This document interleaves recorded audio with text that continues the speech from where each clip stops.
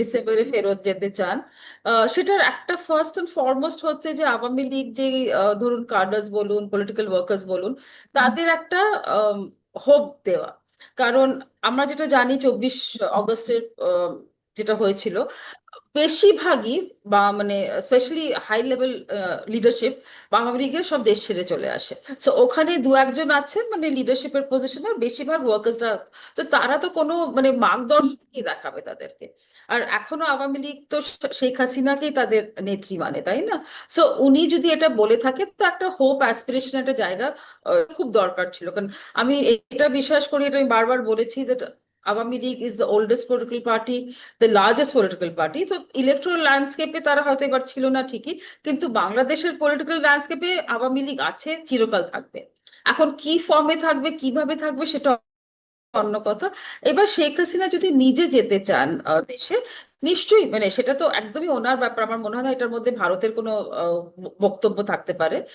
But যেটা আমরা জানি যে একটা আইসিটি একটা প্রসেস চলেছিল, একটা legal process is in place.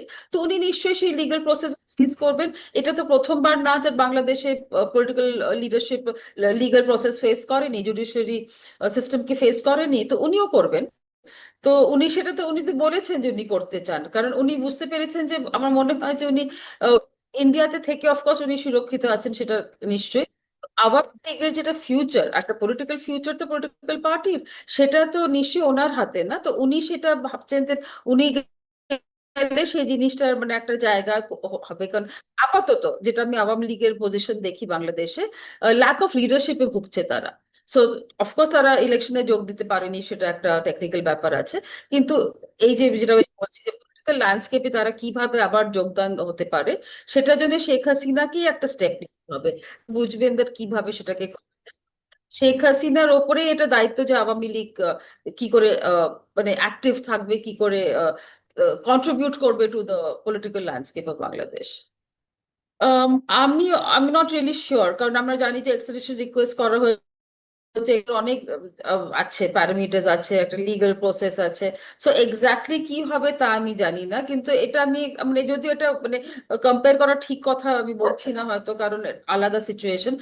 Tarique Rahman of 17 বছর বাইরে ছিলেন, ওনার এগেনস্টে কিন্তু অনেকগুলো কেস চলেছিল সেই সময়। আস্তে আস্তে সেগুলো বাতিল হয়ে গেছিল। তো সেইভাবে আমার মনে হয় যে কিছু একটা লিগ্যাল প্রসেস, একটা মানে জুডিশিয়ারি মিলিয়ে জিনিসটা দেখবে। অ্যান্ড মানে উনি যদি যেতে চান, মানে শেখ হাসিনা যদি দেশে ফিরতে চান, আমার মনে হয় সেটা মানে সবাই মিলে, বাংলাদেশ বলুন, তার মধ্যে ইন্ডিয়ার কি রোল থাকবে টেকনিক্যালি আমি বুঝতে পারছি না, নিশ্চয়ই কিছু অন দ্য এক্সিবিশনের কন্টেক্সটে থাকে। কিন্তু বাট যদি মানে as a former prime minister উনি দেশে ফিরতে চান, আমি শিওর সেরকম ভাবে সিচুয়েশনটা ওইভাবে একটা এনভায়রনমেন্টটা ওইভাবে এনাবলিং করা হবে।